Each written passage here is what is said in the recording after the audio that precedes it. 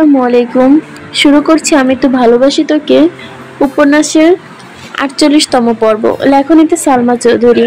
খাওয়া দাওয়া শেষে ফুপিরা বিদায় নিয়ে চলে গেছেন। পথশিশুদের খাওয়া শেষে আবির নিজেই এগিয়ে দিতে গেছে।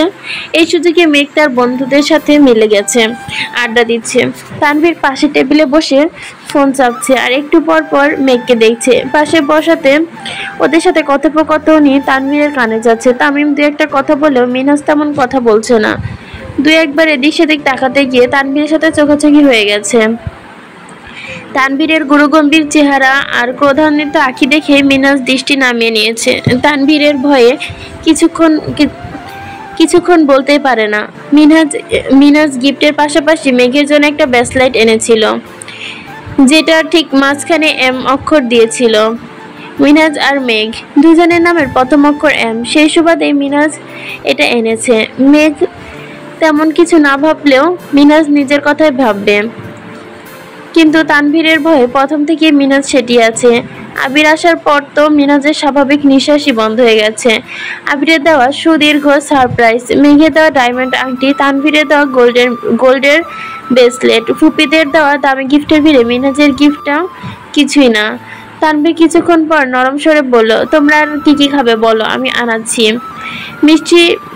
মিষ্টিরা সকলে সমস্বরে বলল, কিছু লাগবে না ভাইয়া, অনেক ধন্যবাদ। তানভীর মৃদু হাসলো, কিছু বলল না। এই ফাঁকে বন্যাকে খানিক দেখে নিল। বন্যা আজ নেভি ব্লু রঙের একটা মোটামুটি গর্জিয়াস গ্রাউন্ড পরেছে, সাথে গর্জিয়াস গোল্ডেন হিজাব, ঠোঁটের কড়া লিপস্টিক, চোখে গাঢ় কাজল। বন্যা সচরাচর সাজে না, আজ বন্যার এত সাজ দেখে তানভীরের হৃদয়ে ভূমিকম্প শুরু হয়ে গেছে। বন্যা আসার পর থেকে তানভীর একটু পর পর আর চোখে বন্যাকে দেখছে। সবার সামনে সরাসরি দেখতেও পারছে না, আবার না তাকিয়েও থাকতে পারছে না। তানভীরের ভূমিকম্প এখন অনেকটাই কমে এসেছে, তবে মস্তিষ্কের প্রতিটা নিউরন জানান দিচ্ছে তাহার মোহমায়ায় জর্জরিত তানভীরের অন্তরতম আঁচল। তাহার দৃষ্টি শান্ত, হৃদয়ের অশান্তি তোলপাড় চালাচ্ছে। তবুও তানভীর সবকিছু উপেক্ষা করে মায়াভরা সেই গভীর কুয়াতেই ঝাঁপিয়ে পড়েছে, নিজের সংহার করতে চায়। কিছুক্ষণ পর আবির আসছে। রেস্টুরেন্টের বিল পরিশোধ করে মেঘের কাছে এসে মিনহাজ আর তামিমের দিকে তাকিয়ে সচেতন কণ্ঠে শোধালো, তোমরা কি যেতে পারবে? তামিম জি বলে উপর নিচ মাথা নাড়ে, ভদ্রতার সহিত জি ভাইয়া, যেতে পারবো। আবির এবার মেঘের পানে তাকিয়ে স্বাভাবিক কণ্ঠে বলল, আড্ডা দেওয়া শেষ হলে আসুন, যেতে হবে। আবির আপনি সম্বোধনে বন্যা কপাল কুঁচকালো। বন্যা যতবার আবিরকে দেখেছে ততবারই মেঘকে তুই করে সম্বোধন করতে শুনেছে, আজ হঠাৎ আপনি বলছে। বন্যা ভুল শুনেছে কিনা ভাবছে। মেঘ বান্ধবীদের থেকে বিদায় নিয়ে নিল। তানভীর মেঘের গিফটগুলো নিয়ে সামনে এগিয়ে গেছে। তানভীরের কিছুটা পেছনে আবির, আর আবিরের থেকে কিছুটা দূরে মেঘের পেছনে বন্যা, সবশেষে তামিম আর মিনহাজ।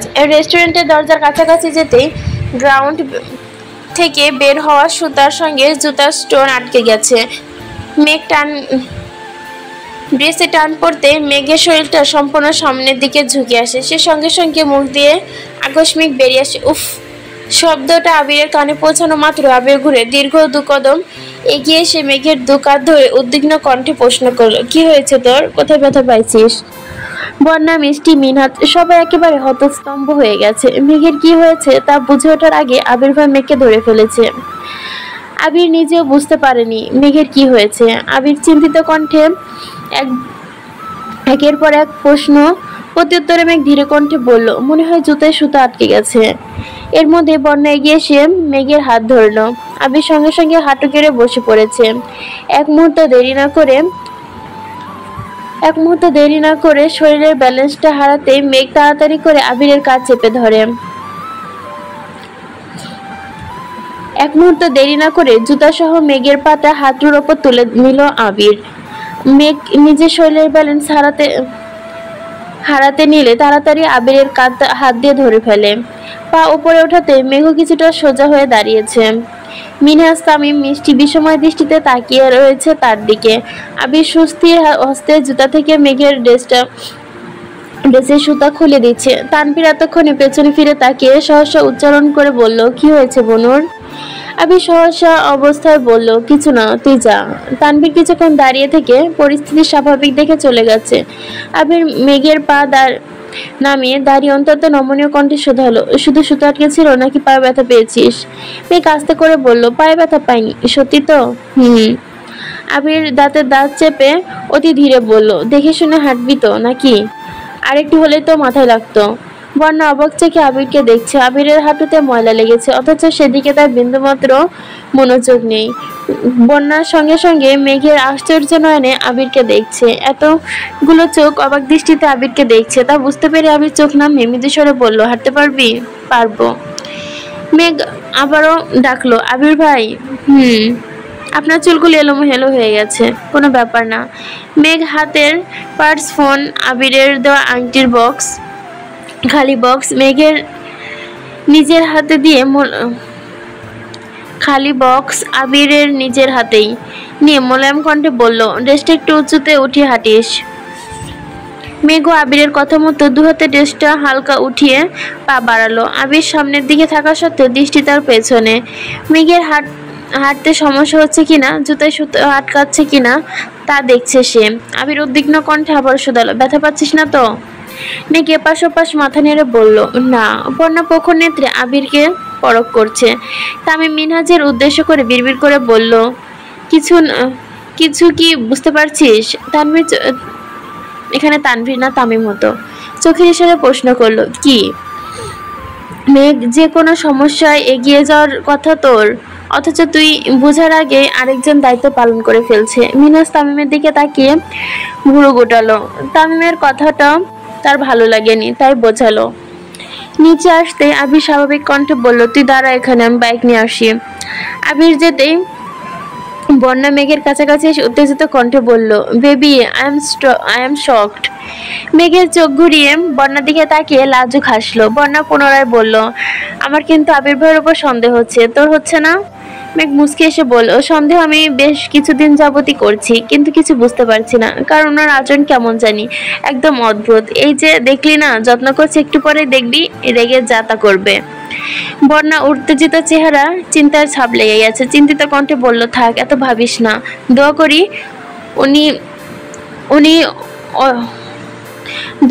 উনি অদ্ভুত হলেও বহুরূপী যেন না হয়। মেঘ ভুরু কুচকে বন্যার দিকে তাকে প্রশ্ন করলো, বহুরূপী মানে বুঝতে হবে না বেবি। আমি চাই তোর ওনার মনে তুই শুধু একাই থাকিস, শুধু তোরই অস্তিত্ব থাকুক, আর কোনো নারীর না। মেঘ ঠোঁট বেঁকিয়ে ভেঙচি কেটে বলল, অন্য নারীর অস্তিত্ব থাকলে আমি চিরতরে সেই অস্তিত্ব মুছে দিব। উনি আমারই, উনি আমার প্রথম এবং একমাত্র ভালোবাসা। ওনাকে এত সহজে ছাড়ছি না। বাস্তব জীবনে ওনাকে না পেলে মরে পেতনি হয়ে ওনাকেও মেরে ফেলবো, তারপর ভূত আর পেতনি মিলে সংসার করব, তবু ওনাকে আমার লাগবেই। বনা হাসতে হাসতে বলল, তোদের সংসারে আমায় দাওয়াত দিবি না? কেন দিব না? তুই আমার একমাত্র বেস্ট ফ্রেন্ড বলে কথা, তোকেও মেরে ফেলবো, আমাদের কাছে নিয়ে চলে যাব, চিন্তা করিস না। বন্যা মেঘের বাহুতে আস্তে করে থাপ্পড় মেরে বলল, পাগলি একটা।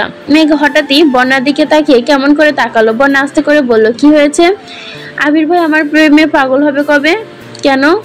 আমি তো অলরেডি পাগলি হয়ে গেছি। আবির ভাই পাগল না হলে পাবনা গিয়ে সংসারটা শুরু করব কিভাবে?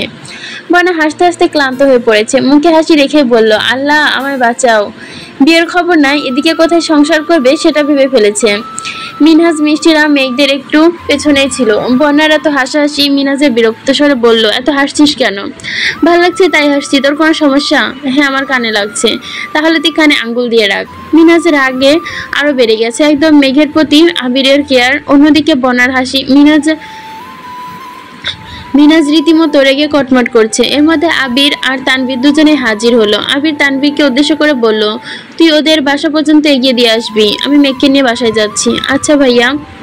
আবির মেঘের দিকে তাকিয়ে বলল, তোর পার্স গাড়িতে রেখে এসেছি, আর ফোন আমার পকেটে, লাগলে বলিস। চল এখন। মেঘ বাইক পর্যন্ত যেতেই আবির বাইক থেকে একটা হেলমেট নিয়ে প্রতিদিনের মতোই মেঘকে পরিয়ে দিচ্ছে। বন্যা এসব ঘটনা দেখে অভ্যস্ত, কিন্তু মিষ্টিরা প্রথমবার দেখছে। এতদিন শুধু মেঘের মুখে আবিরের প্রশংসা শুনে আসছে, আজ তার খানিকটা নিজের চোখেও দেখেছে। মেঘ বাইকে বসার পরই আবির কয়েকবার পেছনে ঘুরে মেঘের ড্রেস ঠিক করে দিচ্ছে, যাতে জুতা বা বাইকের সাথে কোনোভাবেই না আটকে যায়। আবির মেঘকে নিয়ে চলে গেছে। তানভীর তামিমদের উদ্দেশ্য করে বলল, তোমাদের রিক্সা ঠিক করে দিয়েছি, যাও। বন্যার দিকে তাকে স্বাভাবিক কণ্ঠে বলল, তোমরা গাড়িতে বসো। ওরা কিছু বলতে গেলেই বন্যা ইশারা দিল। সন্ধ্যার পার হয়ে গেছে। এই অবস্থায় তানভীর নিজে ওদের এগিয়ে দিয়ে আসতো। তারপর আবির বলে গেছে। এখন মিষ্টিরা কিছু বললেও তানভীরের ধমক শুনবে, তাই বন্যা ওদের আটকে দিয়েছে। মিষ্টিরা দুজনকে নামিয়ে দিয়ে তানভীর বন্যাকে নিয়ে যাচ্ছে। কিছুদিন যাওয়ার পর তানভীর একটু ভেবে প্রশ্ন করলো, ফুচকা খাবে? না। কেন? তোমার না ফুচকা প্রিয়? অনেক খেয়ে ফেলেছি, পেটে জায়গা নেই। তানভীর হেসে ফেলল। ফুচকার জন্য পেটে নয়, মনে জায়গা দরকার। তানভীর রাস্তার পাশে গাড়ি সাইড করে নামলো। তানভীরকে দেখা দেখি বন্যাও নেমেছে। বন্যা ঠান্ডা কণ্ঠে বলল, আমি এখন সত্যি ফুচকা খেতে পারবো না। সমস্যা নেই, একটু হাঁটবে, যখন ইচ্ছে হবে তখন খেয়ে তারপর যাব। বন্যা মাথা নিচু করে গম্ভীর কণ্ঠে বলল, এটা ঠিক না। ঠিক বেঠিক আমি কম বুঝি। বন্যা তীক্ষ্ণ দৃষ্টিতে তানভীরের দিকে তাকিয়ে আছে। মেঘেরা ভাই বোনরা ঘাড়তেরাই সেরা। ওরা যাই বলবে ওইটাই করবে। বন্যা হাল ছাড়লো না। অন্তত নমনীয় কণ্ঠে বলল, রাত হয়ে যাচ্ছে, বাসায় যেতে হবে। তানভীর আঁচকে তাকিয়ে সব তপ্ত স্বরে বলল, এই মেয়ে, তুমি কি আমায় ভয় পাচ্ছ? না, তেমন না। কিন্তু? তাহলে কিসের কিন্তু? তোমার বাসার মানুষ জানে তুমি কোথায় গিয়েছো, আর আমি তোমাকে এগিয়ে দিয়ে যাব, সেটাও জানে। তারপর তো টেনশন কিসের? এমনি আশেপাশে মানুষের ভিড়। তানভীর হাঁটছে, সঙ্গে বন্যাও হাঁটছে। কিছুটা সামনে যেতে দুইটা ছেলে তানভীরকে সালাম দিল। তানভীর সালামের উত্তর দিয়ে দুজনের মধ্যে একজন মুচকি হাসলো। ভাই, উনি কি ভাবি নাকি? তানভীর সহসা বন্যার দিকে তাকালো। বন্যা ড্যাব করে তাকিয়ে আছে তানভীরের দিকে। তানভীর ছেলেগুলোর দিকে তাকিয়ে জিভ দিয়ে ঠোঁট ভিজিয়ে ধমকে স্বরে বলল, কখন কি প্রশ্ন করতে হয় তোরা এটা জানিস না, যা এখান থেকে। ছেলে দুটো সরি বলে মাথা নিচু করে চলে গেছে। তানভীর বন্যার দিকে তাকিয়ে বলল, ডোন্ট মাইন্ড প্লিজ। বন্যা কণ্ঠ শক্ত করে বলল, আমি বাসায় যাব। কেন? ভাল লাগছে না। ও মানে? তোমায় যখন ভালো লাগবে তখন ফুচকা খাবে, তারপর বাসায় যাবে। বন্যার আগে বলল। আজব, আমি বললাম তো আমার ভালো লাগছে না। তানভীর আবার রাগী স্বরে প্রশ্ন করলো, তো আমি কি করব? নদীতে ফেলে দিয়ে আসবো? মানে? তানভীরের হঠাৎ আবিরের বলা কথাটা মনে পড়ে। রাগ উঠলেও বন্যাকে রাগ দেখানো ঠিক হবে না। তানভীর কপাল গুটিয়ে বলল, মন খারাপ করে বাসায় গেলে সবাই ভাববে আমরা তোমার সাথে খারাপ ব্যবহার করেছি। সত্যি কি তাই? কেউ কিছু ভাববে না। তানভীর মৃদু স্বরে শুধালো, ছেলেগুলোর কথা মাইন্ড করছো? না তো, এমনিই চলে যাব। তানভীর নিজের রাগ নিয়ন্ত্রণ করতে পারছে না, রেগে বলল, তোমার সময় নষ্ট করার জন্য আন্তরিকভাবে দুঃখিত। চলো, তুমি বাসায় নামিয়ে দিয়ে আসছি। আর কখনো এমন কাজ করব না। তানভীরের প্রবল রাগ বুঝতে পেরে বন্যা শক্ত হয়ে গেছে। কোমল কণ্ঠে বলল, আমি ফুচকা খেয়ে যাব। খেতে হবে না ফুচকা, মনের বিরুদ্ধে কোনো কাজ করতে হবে না, চলো। আমার খেতে ইচ্ছে করছে। তানভীর তীব্র আক্রোশ কণ্ঠে ঢেলে বলল, ঠিক আছে, খেয়ে আসো, আমি গাড়িতে আছি। বন্যা মৃদু স্বরে বলল, আমার একা থাকতে ভয় লাগছে। তানভীর এবার বিরক্ত হয়ে বন্যার দিকে তাকালো। বন্যা মায়াবী দৃষ্টি চোখে পড়তেই তানভীরের অভিব্যক্তি বদলে গেল। স্বাভাবিক কণ্ঠে বলল, এখানে বসো, আমি অর্ডার দিয়ে আসছি। তানভীর চেয়েছিল রাতের শীতল পরিবেশে বন্যার সাথে একান্তে কিছুটা সময় কাটাবে। তানভীরের ভিতর জুড়ে সর্বদা বন্যা ঘুরপাক খায়। বিকেল থেকে বন্যাকে দেখার, একান্ত কথা বলার তীব্র ইচ্ছা জেগেছিল তানভীরের।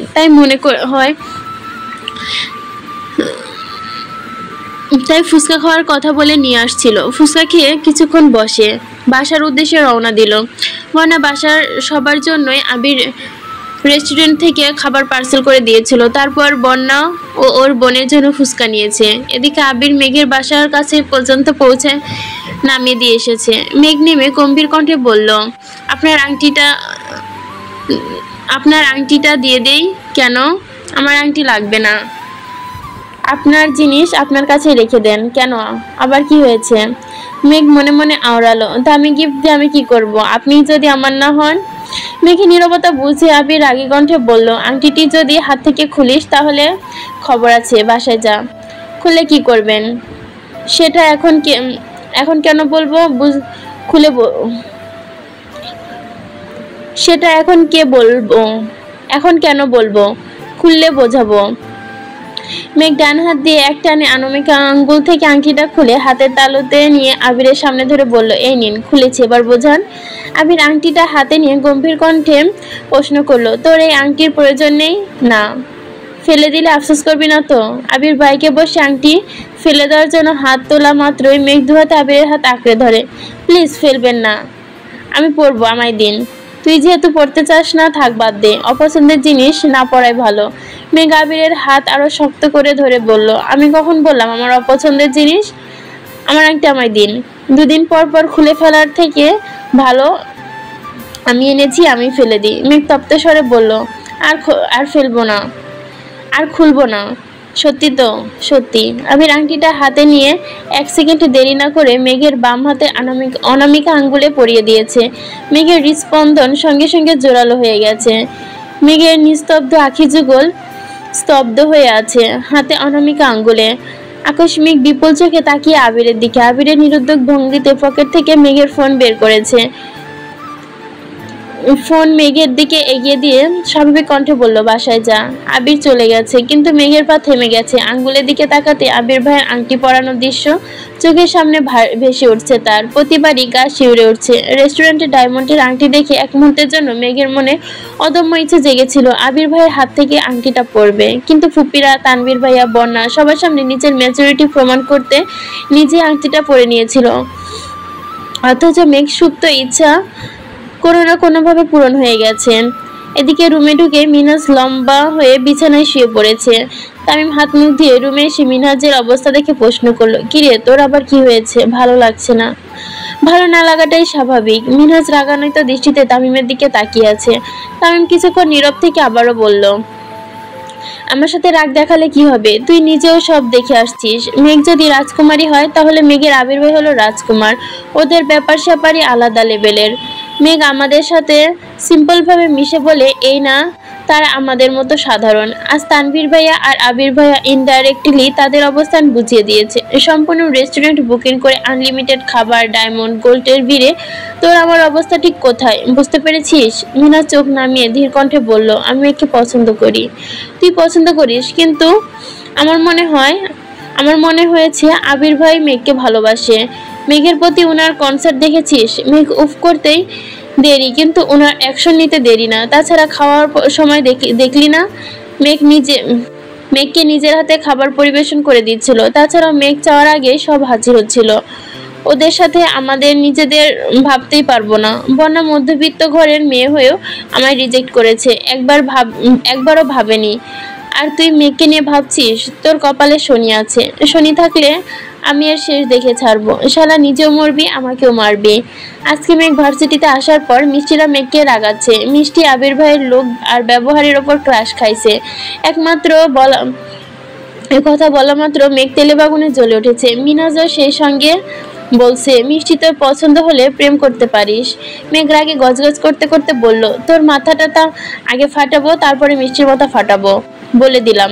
মিনাজ হেসে বলল, বলে হলো, তুই বারণ করার কে? মিষ্টি তুই এগিয়ে যা, আমি তোর পাশে আছি। মেঘ মিষ্টির হাত থেকে মিষ্টির সানগ্লাসটা একটানে খুলে নিয়ে চোখে দিয়ে গলা খাকারি দিয়ে ভাব নিয়ে বলল, আমি আবির ভাইয়ের হবু বউ। মানে আবির ভাই আমায় আংটি পরিয়েছে, তাহলে আমি ওনার হবু বউ হব না? মিনাজ কপাল কুঁচকে তাকিয়ে আছে। তামিম হাসতে হাসতে বলল, নিশ্চয়ই রাতে স্বপ্ন দেখেছিস, কাল আমাদের সামনে নিজের হাতে নিজে আংটি পরলি, আর এখন আসছিস ভাব নিতে? মেঘ ঠান্ডা কণ্ঠে বলল, ভাব কেন নিব? উনি বাসার সামনে গিয়ে আংটিটা নিজের হাতে পরিয়ে দিয়েছেন, ওরা কেউ বিশ্বাসই করছে না। বন্যা মেঘের ভাবভঙ্গি দেখে হাসতে করে বলল, সত্যি পড়িয়েছে? মেঘ উচ্চস্বরে চেঁচিয়ে বলল, 100% সত্যি। মিনাজ বিরক্তি স্বরে বলল, কোন হাতে পড়াইছে? মেঘ স্বাভাবিক কণ্ঠে বলল, বাম হাতে। মিনাজ মাথা নিচু করে মাটির দিকে কিছুক্ষণ তাকিয়ে থেকে হঠাৎ হাসতে হাসতে বলল, বাম হাতে আংটি পরালে বিয়ে হয় না। মেঘ ভেঙচি কেটে বলল, আমার এত কিছু বুঝতে হবে না, বিয়ে হয়েছে মানে হয়েছে, তোদের মানতে হবে না, আমি মানলেই হবে। তামিম বিড়বিড় করে বলল, তোর মাথা পুরা গেছে। মেঘদের দিনকাল ভালোই যাচ্ছে, কিন্তু আবিরের ক্রোধ কোনো মতেই কমছে না। আশেপাশে সব খোঁজ নিয়েছে, মেঘের পার্সেলটা কে দিয়েছে তার খবর পাচ্ছে না। শুক্রবার সন্ধ্যার পর আবির ছাদের সোফায় হেলান দিয়ে বসে আছে। তানভীর আবির সারা বাড়ি খুঁজে অবশেষে ছাদে আসছে। আবিরের রাগান্বিত মুখবিবর দেখে মোলায়েম কণ্ঠে শোধালো, কি হয়েছে ভাইয়া, আজ আড্ডা দিতে যাওনি? না, ভালো লাগছে না। কেন ভাইয়া? আবির ভারী কণ্ঠে বলল, ওরে পার্সেলটা কে পাঠাইছে এখনো জানতে পারলাম না। তোর বোনকে যতবারই জিজ্ঞেস করি না কেন কেমন যেন উল্টোপাল্টা উত্তর দেয়, ভালো লাগছে না আমার। তানভীর এক পা করে পেছাতে লাগলো। তানভীরের ভাব দেখে আবির থমথমে কণ্ঠে বলল, তোর আবার কি হয়েছে? তানভীর আবিরের থেকে 8 থেকে 10 হাত দূরে গিয়ে দীর্ঘশ্বাস ছেড়ে বলল, আসলে পার্সেলটা আমি পাঠাইছিলাম। কি বলে আবির দাঁড়াতেই তানভীর দৌড় শুরু করে। তানভীর পেছনে আবির ছুটছে। তানভীর দৌড়াতে দৌড়াতে নিচে আসছে। এদিকে সোফায় বাড়ির মহিলারা সহ মেঘ, আদি, মিম বসে আছে। তানভীর দৌড়ে নামতে দেখে সবাই আটকে গেছে। তানভীর পেছনে আবির দেখে সহসা বসা থেকে উঠে দাঁড়িয়ে পড়েছে সবাই। তানভীর সোজা মেন গেট পর্যন্ত চলে গেছে, দরজা খোলার চেষ্টা করছে যেন বাসা থেকে বেরিয়ে যেতে পারে, কিন্তু দরজা খোলার চেষ্টা করতে যেন বাসা থেকে বেরিয়ে যেতে পারে, কিন্তু দরজা খোলার আগে আবির চলে আসছে। আবির তানভীরের পিঠে 2-3টা থাপ্পড় মেরেছে। তানভীর সঙ্গে সঙ্গে বসে পড়েছে। যতটা ব্যথা পেয়েছে তার থেকে বেশি চিৎকার করছে, আল্লাহ আমি শেষ। হালিমা খান, মালিয়া খান দুজনই ছুটে এসে উত্তেজিত কণ্ঠে শোধালেন, কি হয়েছে তোদের? তানভীরকে মারতেছিস কেন? মেঘ, মিমরা ছুটে এসেছে। মেঘ গম্ভীর কণ্ঠে বলল, ভাইয়াকে এভাবে মারছেন কেন, ব্যথা পাচ্ছে না? আবির ঠান্ডা স্বরে বলল, আহা গো, আসছে তাহার দরদি বোন, তোর ভাই যে অপরাধ করেছে তার জন্য ওরে সারাদিন পেটানো দরকার। কি করেছে তোদের বলা যাবে না। মালিয়া খান করুণ কণ্ঠে বললেন। হালিমা খান করুণ কণ্ঠে বললেন, তানভীর কি করেছে? খুব বড় অপরাধ করে ফেলেছে। মামুনির করুণ কণ্ঠ শুনে আবির তানভীরকে ছেড়ে দিয়ে গম্ভীর কণ্ঠে বলল, তোমাদের কাছে কিছু না, কিন্তু আমার কাছে অনেক কিছু।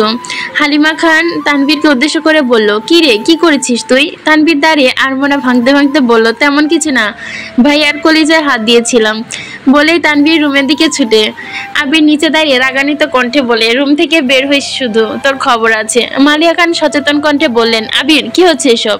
কিচ্ছু না। তানভীরের পেছনে লাগছিস কেন? আবির গম্ভীর কণ্ঠে বলল, আমি ওর পেছনে লাগি নাই আম্মু, ও আমার পেছনে লাগছে। আর আমাদের 2 ভাইয়ের মধ্যে তোমরা ঢুকো না প্লিজ। ঠিক আছে, ঢুকলাম না, তোদের যা মন চাই কর, ধন্যবাদ। আবির নিজের রুমে চলে গেছে। তানভীর কিছুক্ষণ পর রুম থেকে বের হয়েছে। বেলকুনিতে মেঘকে দেখে ধীর পায়ে কণ্ঠে শোধালো, ভাইয়া কোথায় রে? রুমে। কেন? একটু দেখা করে আসি। ভাইয়া তুমি যাইও না, আবির ভাই তোমাকে মারবে। আরে না, কিছু করবে না। মেঘ বিড়বিড় করে বলল, যাও, মায়ের খাওয়ার শখ থাকলে খেয়ে আসো। তানভীর হেসে চলে গেছে। আবির দরজা থেকে গলা ঢুকিয়ে ডাকলো, ভাইয়া। আবির বই পড়তেছে। তানভীর আবারও ডাকলো, ও ভাইয়া। কি হয়েছে? আসবো? কেন, একটু আসি, আয়। তানভীর দীর্ঘশ্বাস ছেড়ে বলল, আমার সাথে রাগ করার মতো আমি কিছু করিনি। আবির গুরুতর কণ্ঠে বলল, পার্সেলের টেনশন আমার মাথা পুরো নষ্ট হয়ে গেছে। 10-12 দিন তন্ন করে মানুষটাকে খুঁজছি, আর তুই রিল্যাক্সে বসে আছিস। তুমি আমায় বলতা, জানিস তো আমার কাউকে দুশ্চিন্তায় ফেলতে ভালো লাগে না। আচ্ছা সরি, আমি ভাবছি তুমি পার্সেলের বিষয়টা ভুলে গেছো। তোর বোনকে ঘিরে সামান্যতম বিষয় আমি ভুলতে পারি না। এত যত্ন, এত ভালোবাসা থাকা সত্ত্বেও রাগ দেখাও কেন? দিনের পর দিন দুজনে গাল ফুলিয়ে রাখো কেন? ওই দিন পার্সেল পাঠাইছিলাম বলেই তো বনুকে এত সুন্দর সারপ্রাইজ দিয়েছো। আবির হঠাৎই স্নিগ্ধ আঁখিতে তাকিয়ে বলল, হ্যাঁ, কিন্তু আমার খুব ভয় হয়, ওকে হারানোর ভয় সর্বক্ষণ আমার মনে ঘুরপাক খায়। কি করি না করি নিজেও বুঝি না। তানভীর শান্ত স্বরে বলল, টেনশন করো না, ইনশাল্লাহ সবকিছু ভালো হবে। মেঘ দরজায় দাঁড়িয়ে মৃদু হেসে বলল, আসবো? তানভীর আবিরের দিকে তাকিয়ে বিড়বিড় করে বলল, আমার বোন এখন এই রুমে আসতে অনুমতি নিচ্ছে, অথচ কয়েকদিন পর তোমাদের রুম থেকে তোমাকে রুম থেকে বের করে দিবে, ভাবতেই ভাল লাগে। এতক্ষণে আবিরের মুখে হাসি ফুটলো। ঠোঁটে হাসি রেখে মেঘকে বলল, আসেন। মেঘ রুমে ঢুকে ভুরু কুচকে শোধালো, আপনাদের দুই ভাইয়ের মান অভিমান ভাঙছে? তানভীর উত্তেজিত কণ্ঠে বলল, আমরা দুই ভাই কখনো অভিমান করি না। মেঘ কপাল গুটিয়ে রাগী স্বরে বলল, খোঁটা দিলা? তানভীর থমথমে কণ্ঠে বলল, ছি, আমার বোনকে আমি খোঁটা দিতে পারি? মেঘ কণ্ঠ শীতল করে জানালো, আমি কিন্তু যার তার সাথে অভিমান করি না। যে আমার সাথে উল্টাপাল্টা আচরণ করে আমি তার সাথে অভিমান করি। তানভীর হেসে বলল, তোর অভিমান নিয়ে আমি কিছু বলি না, আর বলবো না। তোর ইচ্ছে হলে 24 ঘন্টা অভিমান করে বসে থাকবি, আর মানুষ তোর অভিমান ভাঙাবে। আবির গম্ভীর মুখে শোধালো। তানভীরকে উদ্দেশ্য করে বলল, আজ অভিমান করতে পারি না বলে কারো পাত্তা পাই না।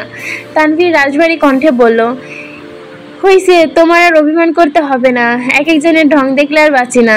2 দিন পর আবির মেঘকে পার্সেল দিয়েছে। পার্সেল দেওয়ার পর মেঘ শূন্যতে তাকে প্রশ্ন করল, পার্সেল দিয়ে দিচ্ছেন যে, কে পাঠাইছে? তা জেনে তোর কাজ কি? নিলে নে, না নিলে নাই। মেঘ পার্সেল নিয়ে রুমে চলে গেছে। পার্সেলে বই, চকলেট, ছোট ছোট গিফটে ভরা একটা বক্স ছিল। 1 সপ্তাহ কেটে গেছে। আজ মেঘের মনটা খারাপ। ক্লাসে আসতে একটু দেরি হয়ে গেছে তার সাথে ক্লাসে আসতে একটু দেরি হয়েছে তাই সে বন্যার সাথে বসতে পারেনি। একা একা মন খারাপ করে ক্লাসে শেষ করে বেরিয়ে আসছে। সেমিনারে বন্যা আর মিষ্টির সাথে হাঁটছিল। আচমকা মিনহাজ পেছন থেকে মেঘের মাথায় গাড্ডা দিয়ে বলে, এই পচা মেয়ে।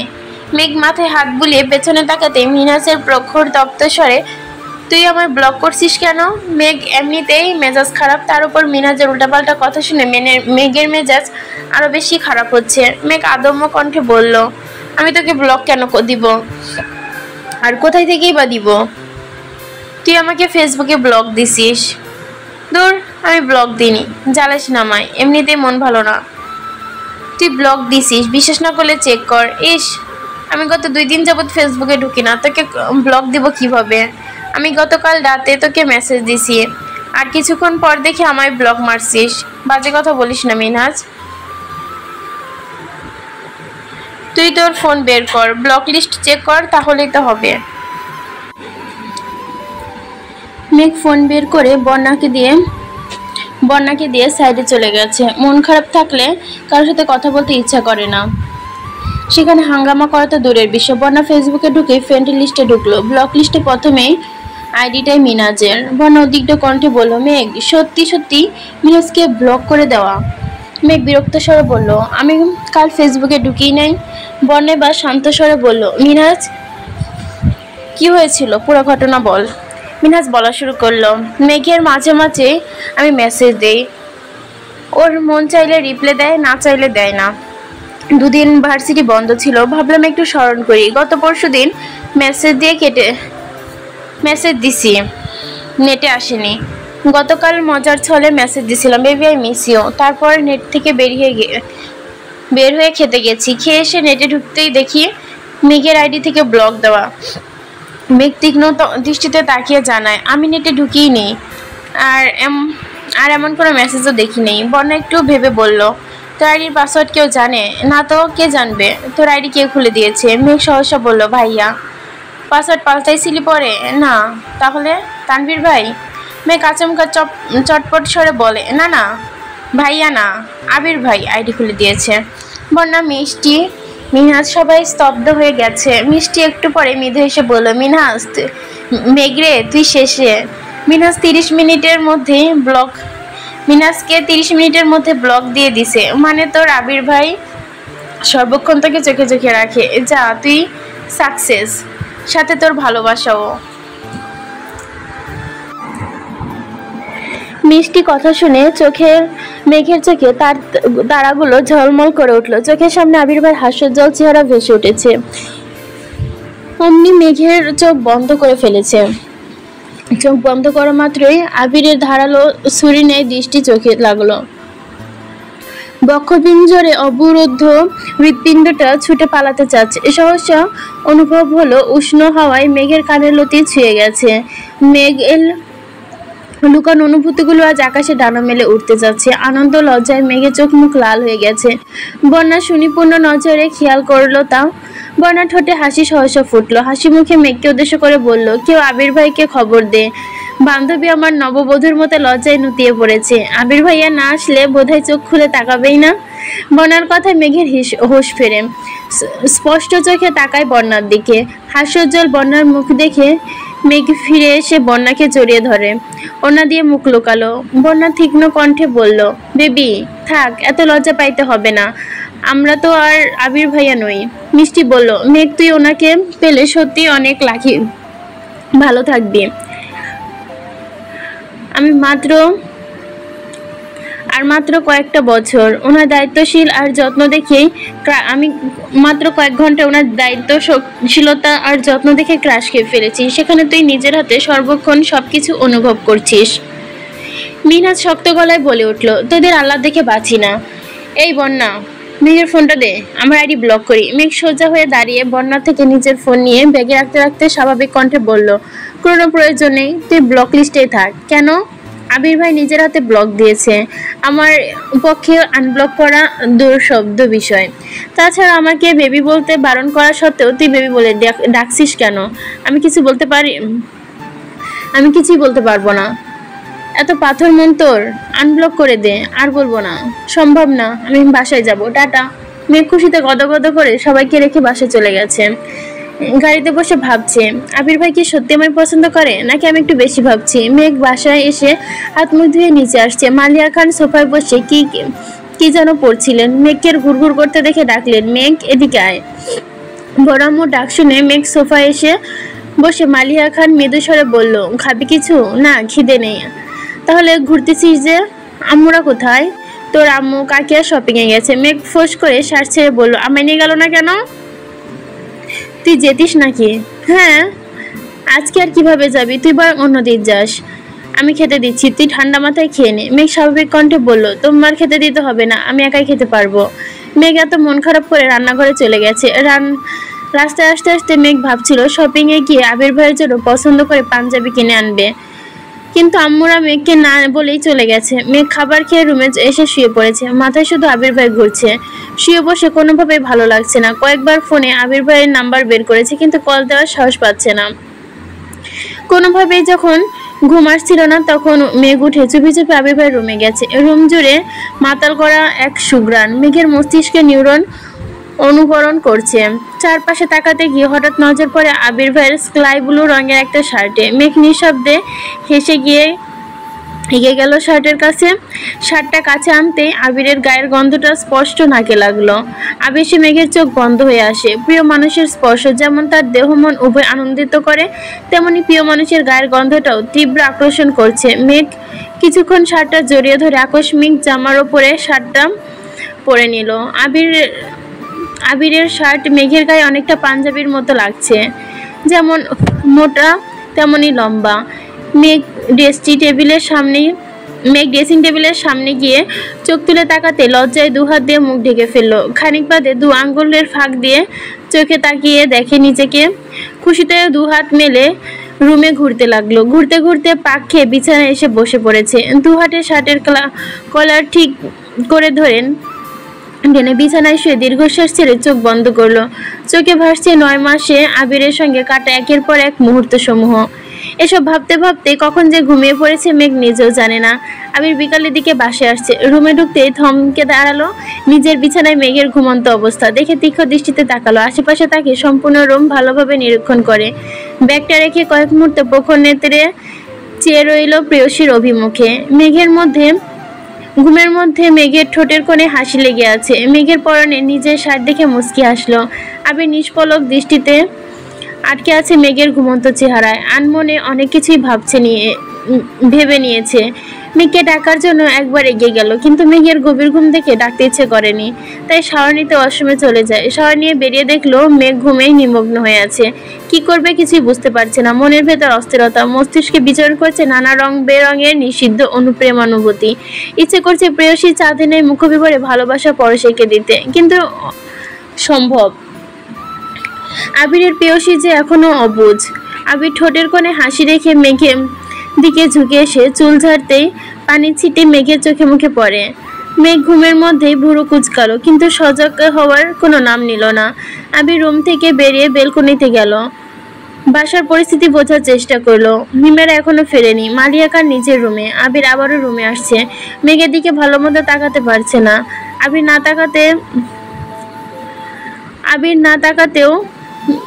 না তাকিয়ে থাকতেও পারছে না। অন্যদিকে বাসার মানুষের চিন্তা তো আছে। হুট করে কেউ চলে আসলে আর মেঘকে এইভাবে আবিরের রুমে দেখলে কিভাবে, এই ভেবে পাচ্ছে না। বাধ্য হয়ে শেষ পর্যন্ত মেঘের মাথার কাছে বসে মেঘের চুলে আলতোভাবে হাত বুলে মোলায়েম কণ্ঠে ডাকলো, মেঘ। মেঘ ঘুমের বিভোর হয়ে আছে। আবির পুনরায় ডাকলো, মেঘ। মেঘ ঘুমের মধ্যে বলল, ওঠ। মেঘ এবার ঠাস করে চোখ মেললো। আবিরের চোখে চোখ পড়তে আশেপাশে চোখ ঘোরালো। এটা আবির ভাইয়ের রুম বুঝতে পেরে তাড়াহুড়ো করে উঠে বসলো। আবির ভাইয়ের বিছানায় ঘুমিয়ে পড়েছিল। এটা ভেবে লজ্জায় মেঘ চোখ তুলে তাকাতে পারছে না। মেঘের আকাশচুম্বী লজ্জা দেখে আবির থমথমে কণ্ঠে বিড়বিড় করলো, রাগ উঠতেছে? এই লজ্জা কোথায় রাগ উঠলে এই লজ্জা কোথায় হারায় যায়? মেঘ উঠে চলে যেতে নিলে আবির মেঘের বাহু চেপে ধরে।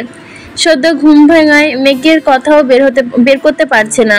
আবির দাঁড়িয়ে মেঘের কাছে এগিয়ে এসে শোধালো, এসবের মানে কি? মেঘ আবিরের দৃষ্টি খেয়াল করে নিচে তাকাতেই রীতিমতো কেঁপে উঠলে। পরনে আবিরের টি শার্ট। মেঘ শরীর ঘামতে শুরু করেছে। ভয় আর লজ্জায় মেঘ আড়ষ্ট হয়ে যাচ্ছে। চিবুক নামিয়ে গলায়। কিছু বলার ভাষা নেই। মেঘের অস্বাভাবিকতা বুঝতে পেরে আবির মেঘকে ছেড়ে দিয়েছে। মেঘ সঙ্গে সঙ্গে দরজার দিকে ছুটলো। বেলকনিতে গিয়ে শার্ট খুলে পুনরায় আবিরের রুমের দরজা পর্যন্ত এসে শার্টটা বিছানার দিকে ছুঁড়ে ফেলে দিয়ে নিজের রুমে চলে গেছে। আবির ঠোঁটে হাসি রেখে দরজার দিকে তাকিয়ে রইল। কিছুক্ষণ পরে মিমেরা শপিং করে বাসায় আসছে। এসে মেঘকে ডাকতে শুরু করলো। মেঘের জন্য জুতা, 3 পিস আর অন্যান্য প্রয়োজনীয় জিনিস নিয়ে এসেছে। মেঘ শপিং খুলে দেখলো। একটা শপিং দেখিয়ে বলল, ওইটাতে কি আছে আম্মু? হালিমা খান শপিং ব্যাগটা মেঘের দিকে এগিয়ে দিয়ে বলল, আবির আর তানভীরের জন্য শার্ট এনেছি।